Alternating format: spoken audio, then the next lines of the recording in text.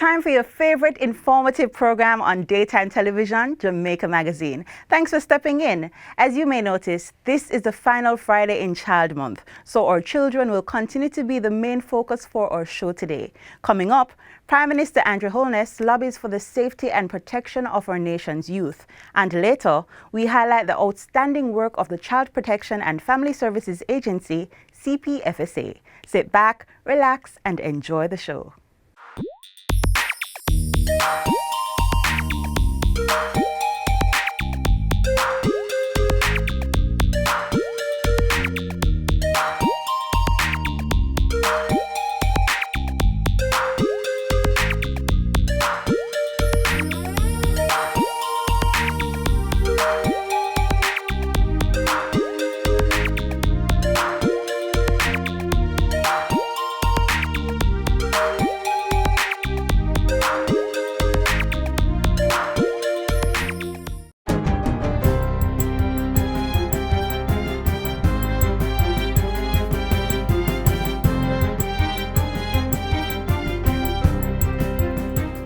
Good day, I'm Stephen McHugh, and this is your JIS News for Friday, May 28, 2021.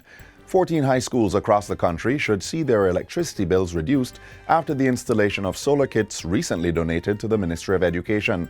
The 44 solar kits, valued at over $10 million, were donated by the Ministry of Science, Energy and Technology and handed over yesterday. It is expected that these kits will be used to enhance the learning experience of electrical courses offered by these institutions. The distribution supports the ministry's mandate for popularizing STEM education in schools, as well as advancing the push for renewable technologies. The National Educational Trust will receive the solar kits on behalf of the high schools. Energy Minister Darrell Vaz says the donation demonstrates government's commitment to the expanded use of renewable energy in the country. A strategic and meaningful investment in renewable energy sources will reduce our reliance on fossil fuel, support the country in reallocating resources to other areas of national development. The Jamaica Urban Transit Company JUTC and the Montego Bay Metro Company are introducing cost-saving measures, including diversifying the fuel type as part of plans to counter the fallout resulting from the COVID-19 pandemic. Transport and Mining Minister Robert Montague says 375 buses have been fitted with the L-Hydro filter system, thereby reducing the need for 6 oil changes per year to 1. He was making his sectoral debate presentation in Parliament on Wednesday. Importantly, we're also moving to diversify the available fuel types. We currently use diesel and CNG, and will be adding biodiesel and electricity soon. The minister says government is also looking to revitalize the operations of Mobe Metro, including the school bus service that was initiated by the entity. He says discussions are underway with the management and employees of the company, and talks are advanced with the Ministry of Education and beneficiary institutions in Western Jamaica to forge partnerships to maintain the service. Meanwhile, government plans to make legislative changes to empower the Office of Utilities Regulation, OUR, to determine if calls by some public passenger operators for fare increases are justified. Transport Minister Robert Montague says this is to ensure that fare increases are determined by economic facts. Our government made a commitment to the people via our manifesto. And I am proud to say that we have moved to fulfill that promise, to make the necessary legislative changes to allow the OUR to objectively determine transportation fares. That way, the power of politics or emotions will not come into play, but rather straight economic facts. Minister Montague says he understands the plight of members of the public transport sector in light of the COVID-19 pandemic, and is urging these operators to apply for the state benefit of a reduction in licensing fees. In other news, the Ministry of Agriculture and Fisheries launched the first government ministry online customer feedback system on Wednesday.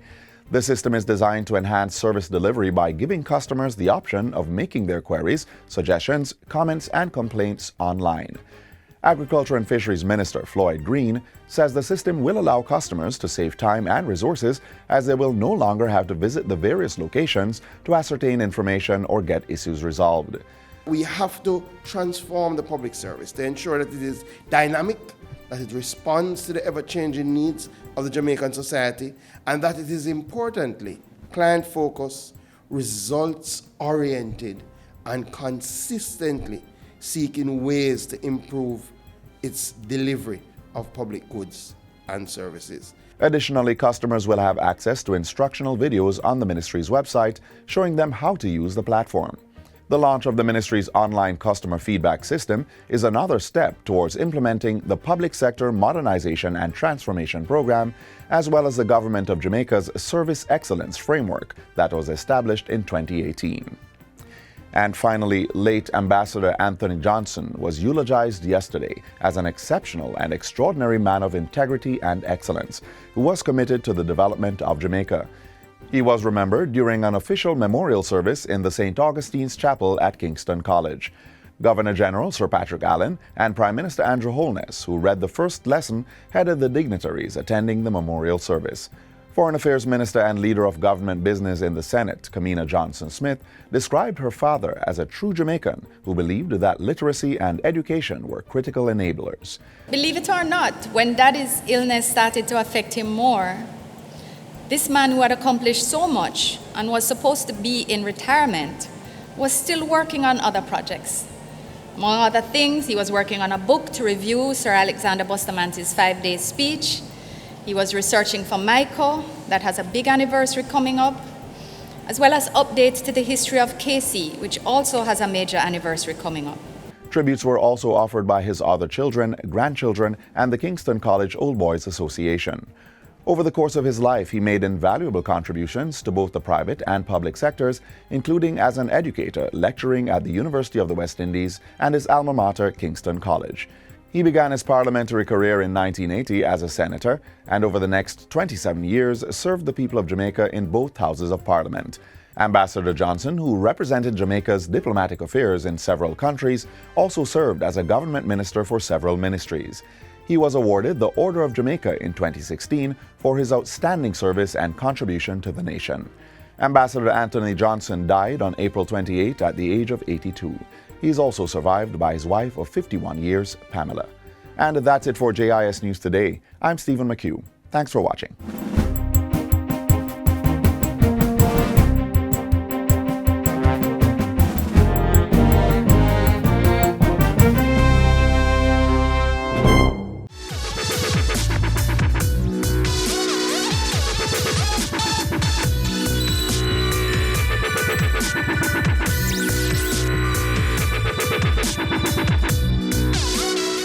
All forms of child labor in Jamaica needs to end now. Watch as Prime Minister Andrew Holness tells us how we can do that.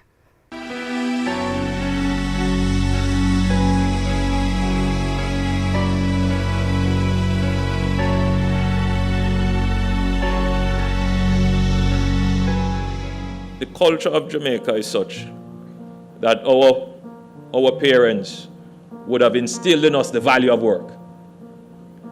And there is nothing wrong with parents ensuring that children understand the value of work. But when that crosses the line to getting our children engaged in illegal activities, such as scamming, when that crosses the line to get our children engaged in illegal activities such as becoming involved in the illegal sex trade and human trafficking, when that crosses the line such that being involved in work deprives the child of the opportunity of education, then that is not the kind of child labor that any country can be proud of. Many of our parents continue to take children out of school to help them in the markets on a Thursday and on a Friday.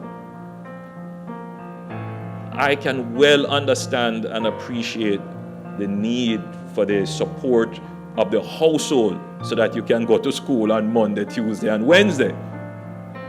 But parents, you have to desist from doing that. The government has provided the resources necessary to ensure that children can remain in school for the full 5 days per week. And I encourage all parents, no matter how you are struggling, to take advantage of the support that the government gives through the PATH program and other means. There is no excuse for parents to take their children out of school to support them in any form of economic activity.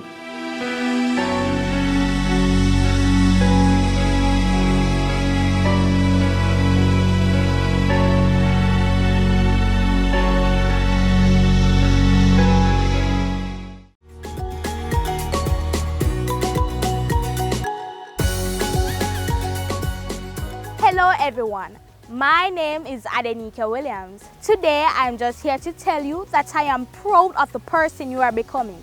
Believe in yourself, even when others don't believe in you.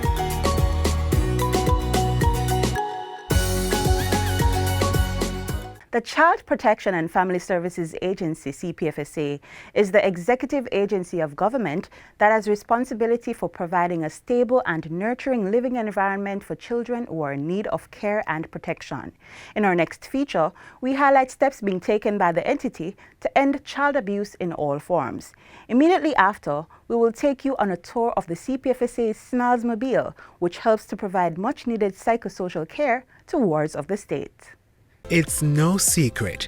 Child abuse remains a stain that many perceive as irremovable because of its prominence, silence from witnesses, and its broad global impact.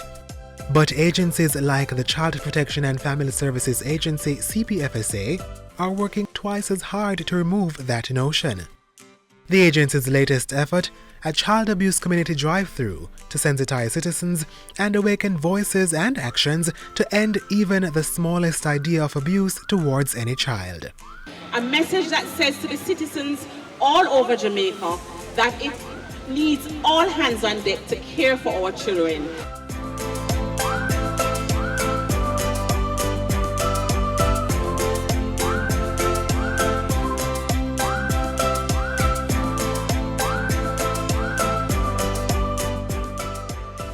The Child Protection and Family Services Agency has a mandate for children who are deemed to be in need of care and protection. These are children who have been abused, abandoned, neglected, or otherwise at risk. And we do interventions based on the several programs that we have. Through its Child Abuse Community Drive-Through, the CPFSA has engaged members of several communities in St. Anne. The message was delivered through public speaking, flyer distribution, and other engaging activities. If you feel like a child is being hurt, you have to report. We don't want you to get the facts. We don't want you to investigate. We don't want you to come with evidence. We want you to tell us so that we can roll out and do what we have to do. And so that's why we're trying to say to the persons in St. Anne today, you have to report. The engagement is garnering partnerships with power movers of our nation. The initiative has been welcomed and joined by members of the Center for the Investigation of Sexual Offences and Child Abuse, CISOCA, the Jamaica Constabulary Force, JCF, and the Ministry of Justice, among others. Our service partners are on board. They have come out to support us, and that is the message we want to send. So we have persons from the police, the CISOCA department, persons from restorative justice, from the child guidance clinic, from the probations department, from the hospital. And so it is saying to the wider society, look at how we as service partners have to collaborate, because caring for a child has so many dimensions. Every year we partner with the CPFSA on different initiatives, whether it is parenting program or directly having to do with children. It's things like these that our department, Community Safety and Security, is very interested in partnering with. Of course, solving the issue of child abuse goes far beyond what these agencies are doing. Accountability continues to rest on the shoulders of a much larger Jamaica. And I want to also speak to the prescribed persons, the persons who by virtue of their employment have to treat the children. So all the guidance counselors, the teachers, the doctors, the dentists, the librarians, you are prescribed persons. Meaning by law you don't have a choice. It's not that you wonder, should I or should I not? The normal man may wonder, but we as prescribed persons, we must. And if we fail to do so, we are failing our children. Children want something that they can look up to and aspire to be. And when they see that there's so many persons behind them willing to assist them, with getting all that they need, then it is a good look for our children. And I just want to encourage you parents to know where your children are at all times. It doesn't matter if you're going to leave them with a friend or anybody, just know where they are. Keep checking on them. Build a communication, break that gap so that you're able to reach them whenever they are having a situation. And even if you're not a parent, guidance counselor, a teacher or doctor, there's still a part for you to play in ending the plague of child abuse in our country. Volunteer at a child abuse prevention program. The CPFSA's initiative is a great start. Understand what child abuse is and know the signs. Unexplained injuries are not the only signs of abuse. Look out for signs of depression, fear of adults, or even inappropriate sexual behaviors. Teach children their rights. Help them to understand that they have the right to be safe. That way, they'll be more likely to report an offender and less likely to think that the abuse was their fault. And report suspected cases of abuse or neglect. You do not have to leave your name. You do not have to leave your information unless you choose to. You will remain anonymous, but what it will do, it will give even one child a chance. Children who are hearing, you can also self-report. If it is that you begin to feel uncomfortable with any adult, there is a way that you can call and you can self-report. So, the mission is clear. Working together to end child abuse in our island home. Break the silence, report child abuse. That's the only way we can help our children. We have one aim and one aim only, to protect the Jamaican child.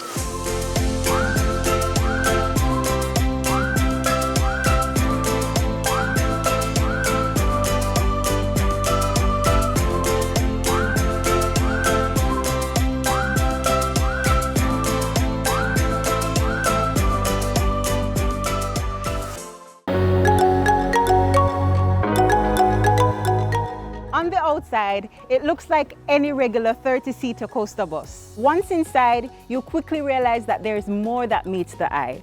Welcome aboard the CPFSA Smiles Mobile.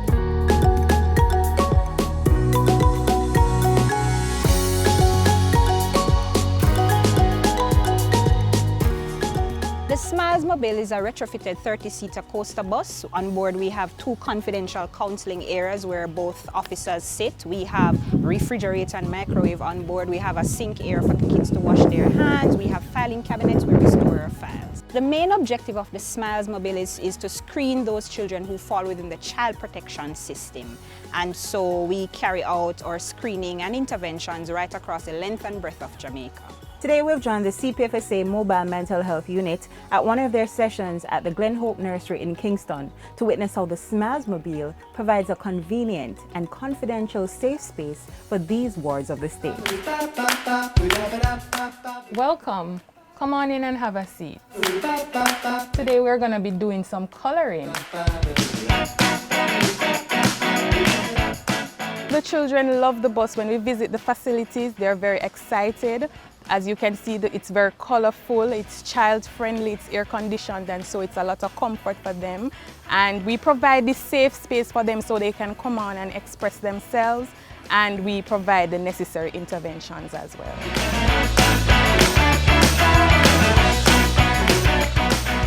All children within the state's care should be screened on an ongoing basis, and so we screen children on an ongoing basis. We have our regular screening where we screen selected facilities based on presenting issues, and we also from time to time have to respond to matters that are current in the news. So say for example a child was affected by crime or violent situations, we will go in and screen and do our interventions. We use several screening tools or instruments. One of our main screening tools from it was established in 2013 have been the Strengths and Difficulties Questionnaires, the SDQ. We also have an internally developed a mental health screening tool, and this is a structured clinical interview that we do with each child. And we have several instruments from time to time to screen for anxiety, depression, and several other mental issues. Our interventions are informed by our screening results. And so from time to time, we may have to have interventions with the staff. We have psychoeducational interventions with staff, to enhance their capacity to deal with the children that we have. And sometimes we have individual interventions with the children on board, of course, and we also have group modality intervention. The Mobile Mental Health Unit currently uses 3 Smiles mobiles to provide therapeutic services to the 52 government and private childcare facilities across Jamaica.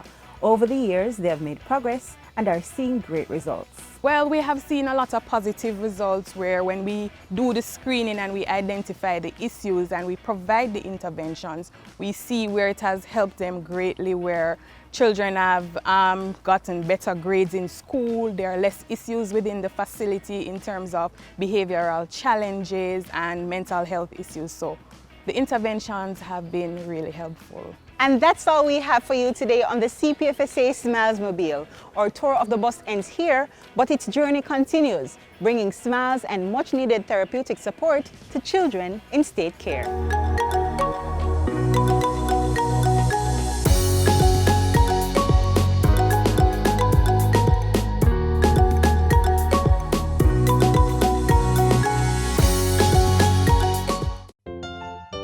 Children need your love and protection so we can achieve our full potential. Work with us and guide us. Love us. Don't abuse us. Spend quality time with us. That's a plus. We are the future. Children need our love and protection. A message from the National Child Month Committee. Jamaicans will have to undergo a behavioral shift in their solid waste disposal practices and get into the habit of sorting their plastic waste, which could potentially save the country millions.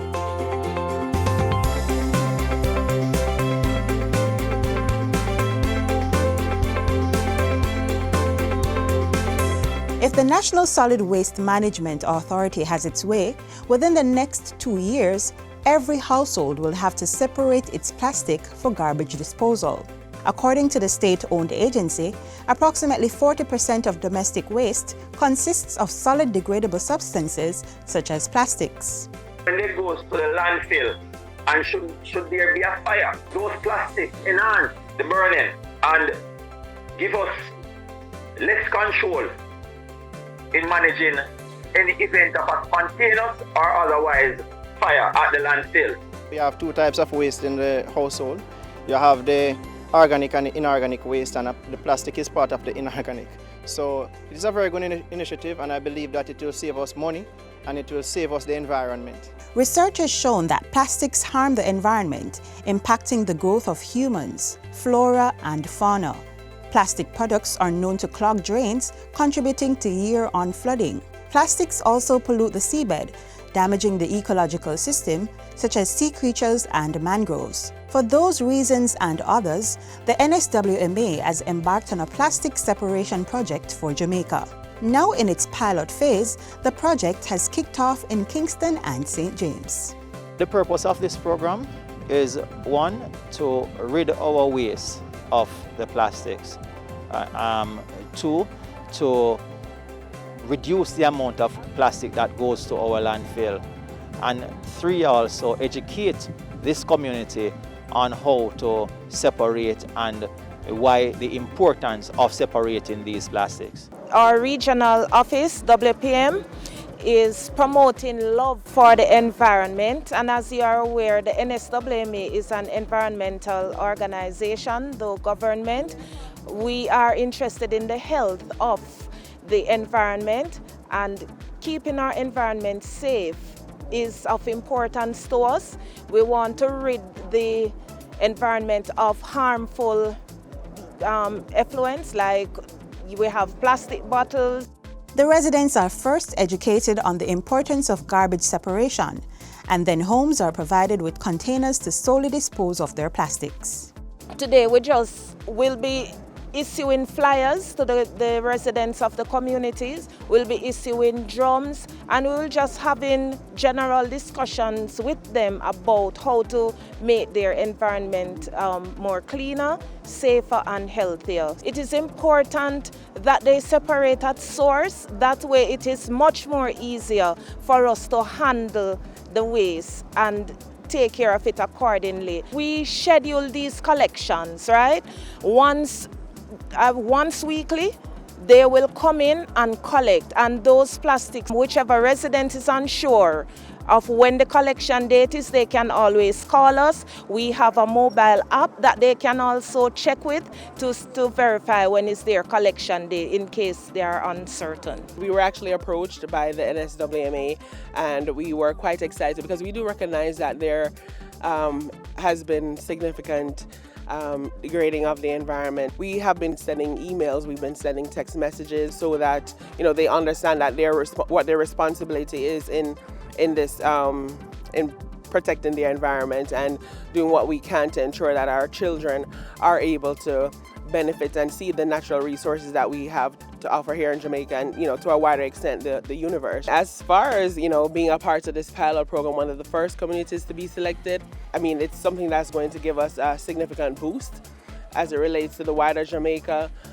so that people can recognize that the Meadows of Irwin citizens, that we are conscious about what's going on in the environment. And it starts with one person, but I mean, if we could get together as a community and we are undertaking this initiative, then it goes to show that we can go ahead and extend that further within the neighboring communities, and just do great things for our country. In this pilot launch, the NSWMA has collected more than 1,000 pounds of plastic bottles from not only householders of Irwin, but other communities in St. James, such as Rambo Hill and Westgate Hills, which have since joined in to separate their garbage of plastics. The drive is now to provide more residents with the resources to separate their garbage. Plastics come in various types, shapes, and kinds. Toys, stationeries, personal care items, and the very obvious, drink bottles. The NSWMA has partnered with other agencies to properly dispose of the separated plastics. We don't use the same units that we use to collect the regular household garbage. We use a tipper, a special truck, to pick up those plastics. So they are not mixed in the regular garbage. So once they are separated at source, we come and we collect on specific days. We also partner with RPJ, that's Recycling Partners of Jamaica, who takes these plastic bottles and recycles it. Some types of plastics can only be composted by industrial or municipal facilities after first being separated from other non-biodegradable plastics. If you love the environment, you should ensure that you protect it. And this is one way you can protect it. Ensure that you separate your garbage. You have your garbage that you can separate for composting, and you have your garbage that you can separate the plastic from to ensure that it does not end up in the sea or drains. And if it goes to the landfill, which we are trying to reduce the amount of garbage that goes to the landfill, if it is at the landfill and burnt, then you know that it will give off poisonous gases that can also affect us health-wise and our environment. It can damage the ozone layer, and it can also, through the burning, which would create carbon monoxide, damage our respiratory system. Do you want to have your community join in on the plastic separation pilot project? Then contact the NSWMA at 876-926-5170 or download their app from the Google Play Store to connect with the agency.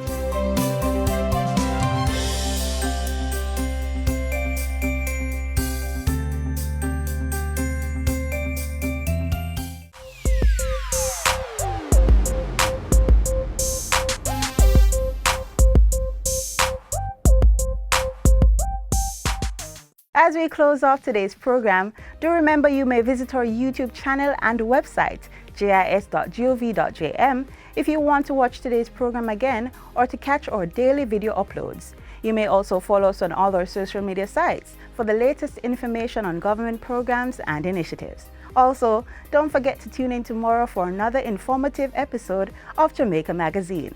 I'm Sandra Johnson. Thanks for watching.